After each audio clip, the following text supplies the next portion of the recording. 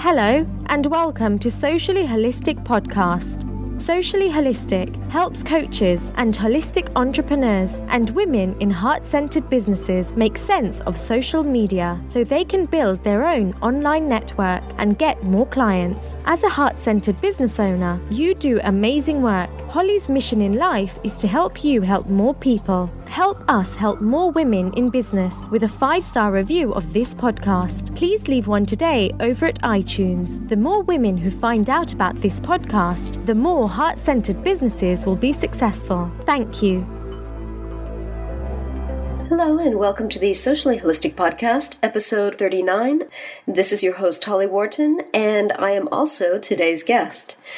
Today we're going to talk about how to know which social media sites you need to focus on.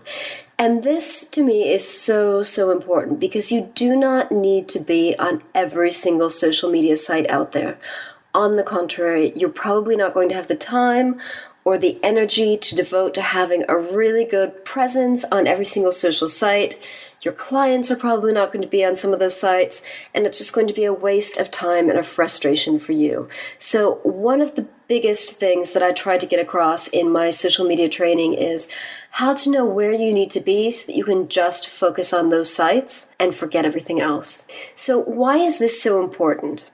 It's important because if you're on the right social media sites, you're going to be connecting with the right people. That way you can focus on just the right sites for you and your business and stop wasting your time by investing time in other social media sites that aren't right for you. This will also help you get more done in less time when it comes to your online marketing and social media marketing. So this is so important because it just makes everything you do online so much more effective and efficient. This is also important because the wrong people won't invest in your services and your products. If you're just using a haphazard method of using social media and just kind of blasting your message out there and just connecting with whoever, you're going to connect with some of the people who are your ideal clients, but a great majority of the people just will not be right for you. And this will just be wasted connections. You'll end up struggling for clients because you won't be focusing on connecting with the right people on the right social media sites, which can often lead to frustration, which I think is really important to avoid as much as you can in business. So the more focused you can be on social media and marketing it in general, the more important this is. Because a lot of people I see just don't know what they're doing on social media. They're just fumbling around. They're not getting the help that they need. And it gets to the point where they're so frustrated that they just quit social media and they just decide it doesn't work. It's not right for them. It's not right for their business. And that's not necessarily true. And I think that's rarely true. There is a social media site out there for just about every business, if not all of them. I mean, I really think that just about everyone can benefit from using social media. So how to know which sites to choose? There are so many different questions that you need to ask yourself. You need to get really clear on who are your ideal clients. Who are those people that you absolutely love working with and want to focus on working with? Once you've asked that question, you can start looking at where are your ideal clients, and that means where are they spending time online. You also need to look at which social media sites do you enjoy using. Finally, you need to look at what are your goals for using social media for business. And this is so important because if you don't know what your goals are and your objectives are in using social media for business, you're probably not going to achieve them. And by goals, I don't mean 500 likes on your Facebook page and 1,000 new followers on Twitter. Those aren't goals, those are numbers. Numbers of fans and followers and likes, and those are not the results that you want to be getting out of social media. You need to look at the higher chunk goals and objectives so that you can plan the strategy to reach those. Because again, to me, social media is not about numbers. It's not a numbers game. It's all about the quality of your connections. So again, back to the first question that you need to be asking yourself, who are your ideal clients?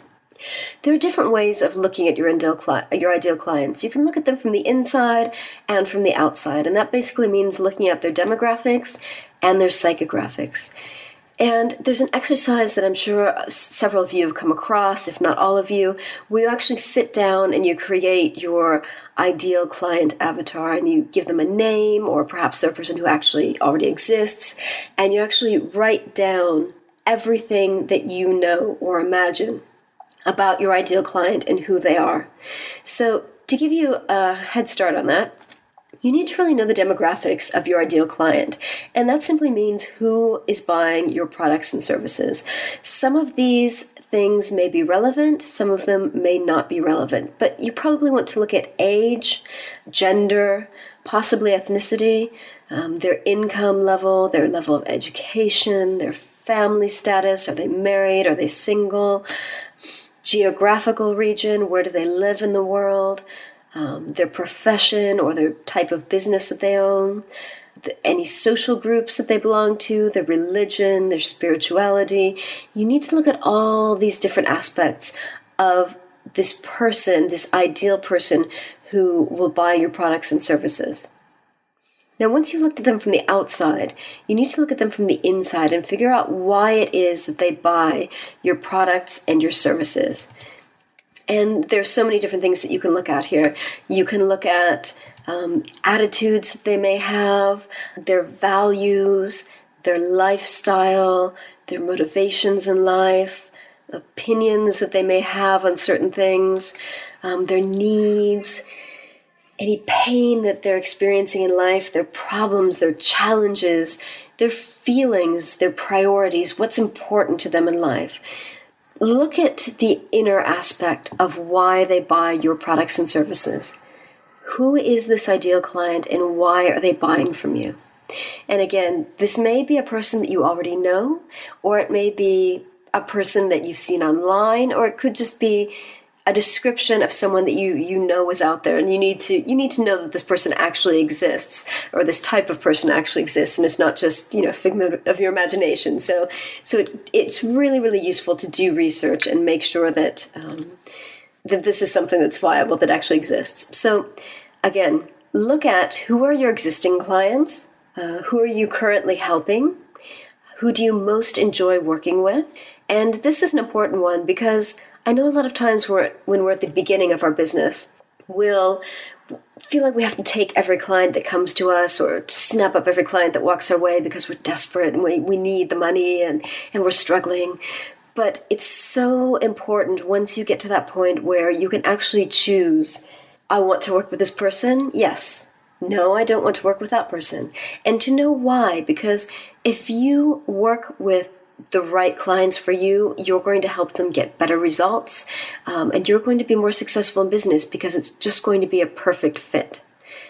You also need to look at, what do your clients want? What do they want to get out of working with you? And again, this goes back a bit to the psychographics and what's that pain or challenge or problem that they're experiencing that's making them seek you out. So you really, really need to know, what do they want to get out of working with you? So why do they seek you out? What is their pain in life?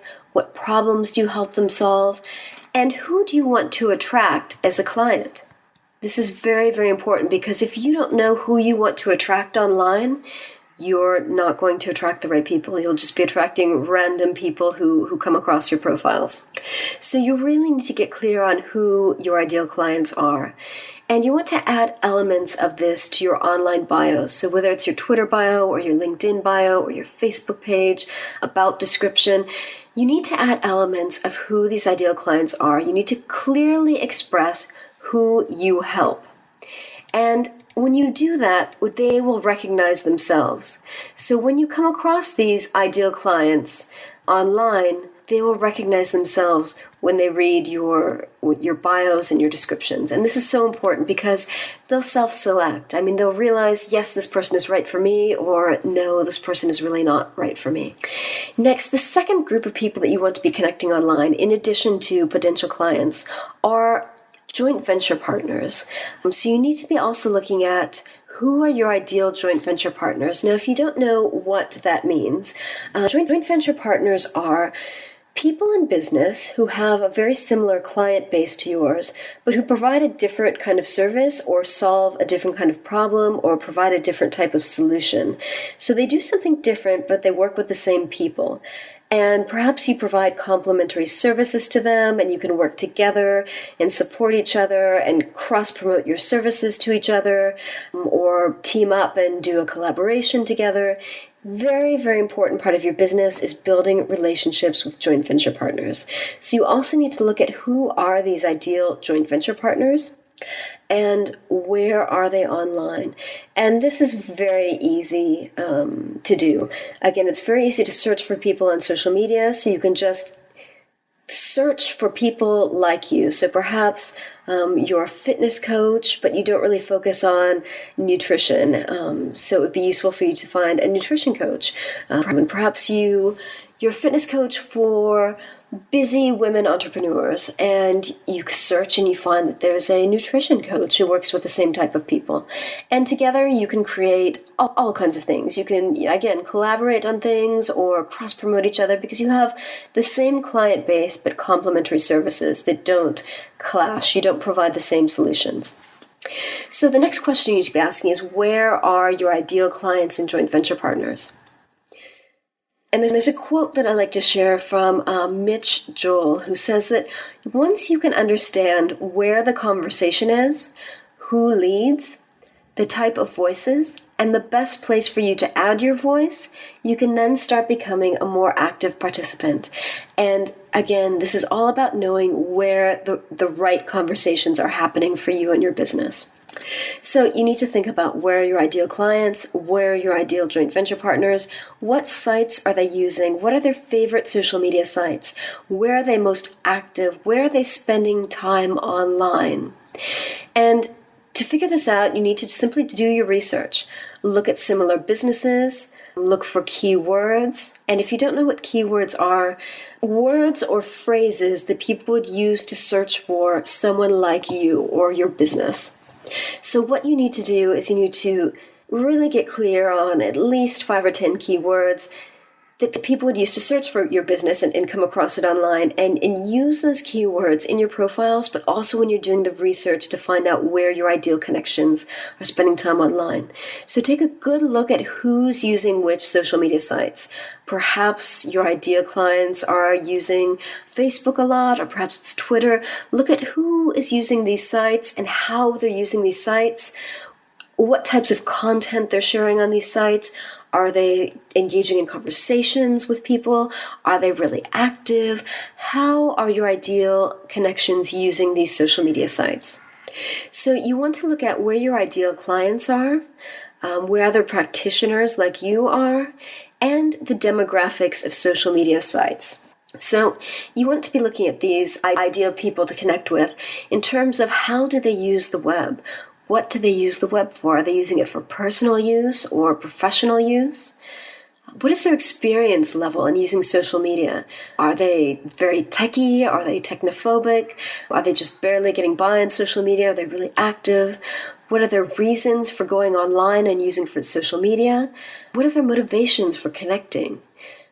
You also want to look at how they get their information. What types of content do they consume online? So maybe your ideal clients and joint venture partners are big blog readers. Maybe they like ebooks. Perhaps they enjoy infographics, which are those kind of long images that contain statistics in a very visual representation. Maybe they like interviews, newsletters, podcasts, radio shows, SlideShare presentations, videos, webinars. There's so many different ways of getting information online. And you need to know where your ideal joint venture partners and your ideal clients are getting their information, because that will help give you an idea of which social sites you need to be on. So again, you need to do some research. You need to look at other practitioners, other coaches, other businesses like yours. You need to look at how they use social media. Which profiles do they have? Are they on Twitter, Facebook, LinkedIn? What sites are they using? And how do they interact with other people? You need to make note of the following as you do this research. So just keep a notebook or some pages at hand and make note of what you like about what you see.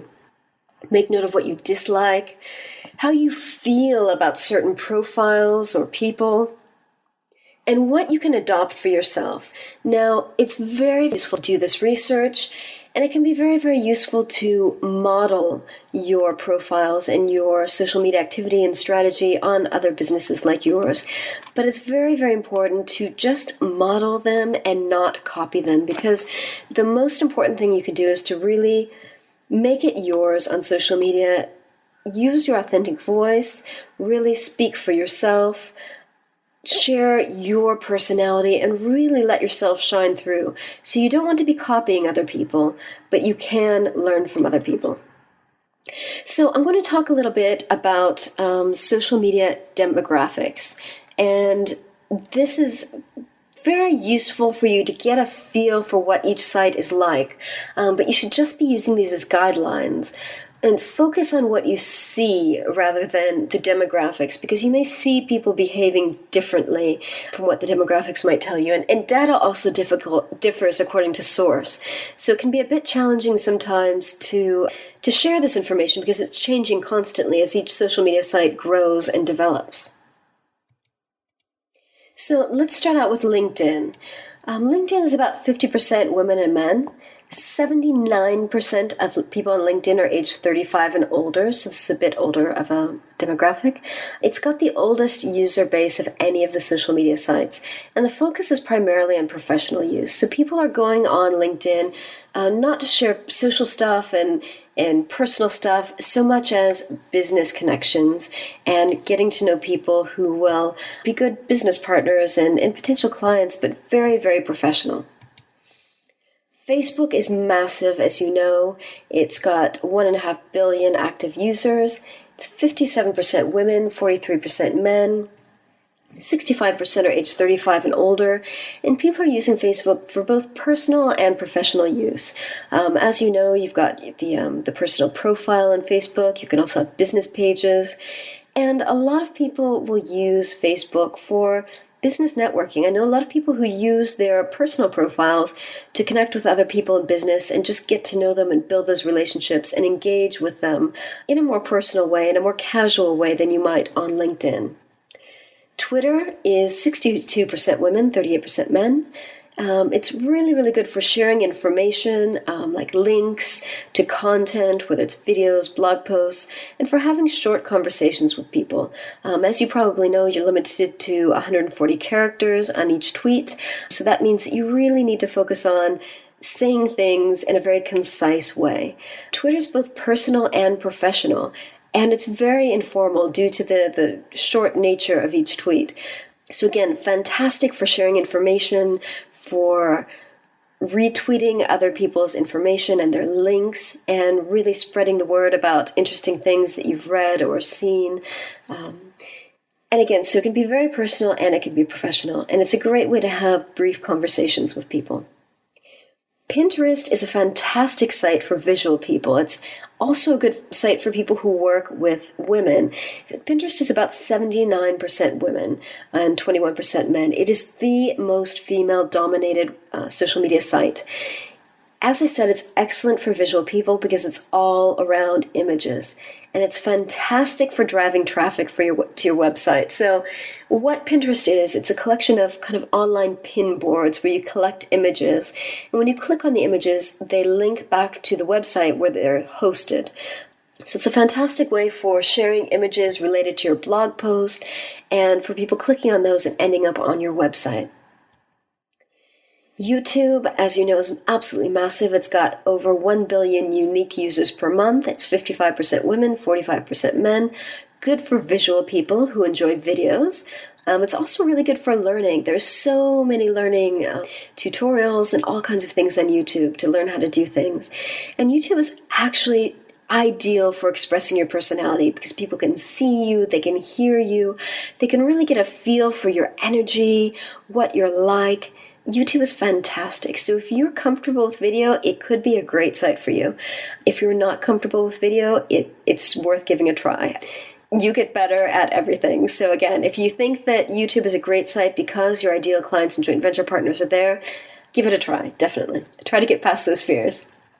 Google Plus is more male-dominated. It's 36% women, 64% men. Really, really good for SEO, and what that means is search engine optimization. So when you're sharing links on Google Plus, Google tends to assume that those links are really more relevant and valuable and important, and they will boost you up in search results when people are searching for things related to your website. So it's really good for sharing your content and your links on your website. It's also good for a thing called Google authorship, which is where I'm sure if you noticed in search results on Google, you'll see sometimes a little photograph of the author of a post. That is what's called Google authorship, and that's related to Google+. As far as building relationships and conversations, Google Plus is not a fantastic way for doing that. I've found it a bit of a struggle and a challenge to really get social and join conversations on Google+. Partly because it's not one of my favorite social media sites. It's not where my demographics and ideal clients are spending time, so I use it, but I don't focus a lot of time on it, simply because it's just not the best site for me and my business. Instagram is also very female. It's 68% women, 32% men. You may be familiar with this if you've got an iPhone or an Android phone. It's, again, split 50% between Android users and iPhone users. Basically what you do is you take photographs with your mobile phone and share them instantly on Instagram. So it's a good place to share your mobile photos and brief videos, very, very short videos. It's really good for visual people and businesses. So if you love taking photographs, or if you love sharing photographs, or if you have a visual business, again, if you're a nutrition coach or fitness coach or someone who's got a really visual business, Instagram is fantastic for that. Foursquare is about 40% women, 60% men. It's mostly for mobile check-ins at businesses. So it's really good for brick and mortar businesses and physical locations like spas or health centers or therapists that have an office. So it's not going to be right for a lot of heart-centered businesses, but it will be very good for some of you. Goodreads is a must for authors. If you're not an author or you're not planning to write a book, you probably don't know about Goodreads, but it's a fantastic place to connect with your readers and to share what you're reading. It's 68% women, 32% men, and it's the second most female-dominated social site, along with Instagram. So those are the general demographics, and I hope this wasn't too overwhelming. It's a lot of information, but the most important thing for you is to get a feel for each social site and really do the research to see if your ideal joint venture partners and clients are actually using those sites. Now, once you've got a list of the sites where you know that your ideal clients and your ideal joint venture partners are using, you need to figure out of that list, what do you enjoy? And this is so important. You need to look at which sites you like, which sites you dislike, and focus on what you like. You don't want to be using Twitter if you absolutely hate Twitter. It will feel awkward. That awkwardness will come across in your connections with people. And you won't be making your best connections on a site that you feel really uncomfortable with. But I also encourage you to keep an open mind. So maybe you've determined that your ideal clients and joint venture partners are really active on a particular social site, but you can't stand it. Make note of that and keep an open mind, and maybe come back to it at a later date and see if it's something that you like later down the road. So don't force yourself to use the sites that you can't stand, but come back to them possibly in the future. Now, lastly, you need to be looking at what are your goals. What do you want to get out of using social media for business? And there are so many different goals and things, the objectives that you might be looking to get out of social media. So it could be to increase awareness in your business. You might want to generate interest in your products or services, increase product sales, attract clients to you, establish yourself as an expert in your field. You might want to drive traffic to your website. You might want to increase course or workshop signups. Maybe you want to engage with clients online, join conversations with them, form joint ventures with people, increase signups to your mailing list. You might want to get input and feedback on something new that you're working on. There are so many different objectives and things that you might want to get out of using social media for your business. And perhaps you've ticked all the boxes on this list that I just ran off verbally. You want to choose your top 3 goals and objectives and just focus on those. Otherwise, it's absolutely overwhelming. You can't do everything at once. You want to figure out what is the highest priority for you.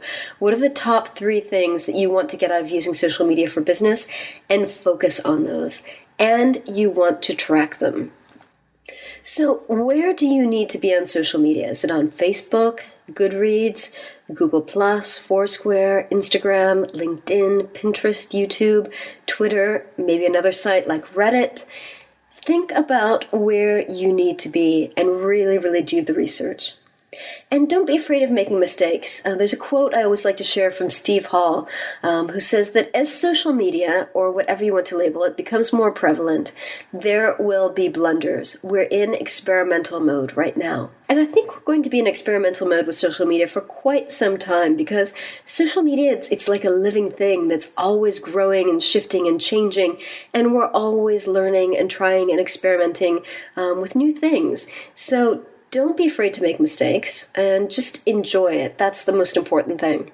So your basic platform, as far as online engagement, really needs to be your website and your blog and your list.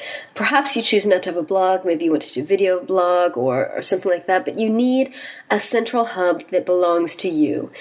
Social media, as I said, changes, sites come and go with popularity. You need a central hub that belongs to you, where you can showcase your stuff and talk about your products and services and what you do. And that needs to be your own website. You also need to have an opt-in box where you can offer a free gift to entice people to sign up to your mailing list. And this is really, really important, because that's how you're going to stay in touch with people. Most times when people arrive at your website for the very first time, they're not ready to buy. They need to get to know you. So having them sign up to your list is a really good way of helping them get to know you. LinkedIn, I also think, is another really important site for business owners to be on. And LinkedIn can be one of the more low-maintenance social sites. The way I talk about it is that there are 2 main ways of using LinkedIn. You can just set up a really good, complete, optimized profile full of rich keywords that are relevant to your business, get lots of recommendations, and just have it at that, so that when people search for you or they look for you on LinkedIn, they can get a really clear feel for your experience and testimonials and things like that. The other side to LinkedIn is participating in the groups and really building your relationships there. Now, other sites, you need to be where your clients are and your ideal joint venture partners. So choose just 1 or 2 of those social sites and focus on them. If you feel like you're challenged or you don't have enough time, just pick one site and focus on really building your relationships there. And then you can think about branching out to other sites later on. So I hope that was useful to you. There are a couple of things I would like to invite you to take action today. So determine, first of all, where you need to be on social media. So do the research you need to do, really take a look at those social sites, and pick 1 or 2 sites to really, really focus on. And remember that you can ignore all the other sites. You do not need to be on every single social media site. I know a lot of people have this kind of fear of missing out, so they feel like they have to be everywhere, but you absolutely do not need to be on every single social media site, and you have permission to not use those sites. So thank you so much for tuning in today. I'm going to be sharing the show notes as usual, so if you remember to visit sociallyholistic.com/SHP39 for the show notes on this episode, I will share a few links and things in there. But again, thank you so much for joining me, and I hope that you found this useful. Thank you. Thanks so much for listening to the Socially Holistic Podcast with your host, Holly Worton. Please help us help more women in business by giving us a 5-star review of this podcast. The more women who find out about this podcast, the more successful businesses there will be. So please leave a 5-star review today over at iTunes. Thank you.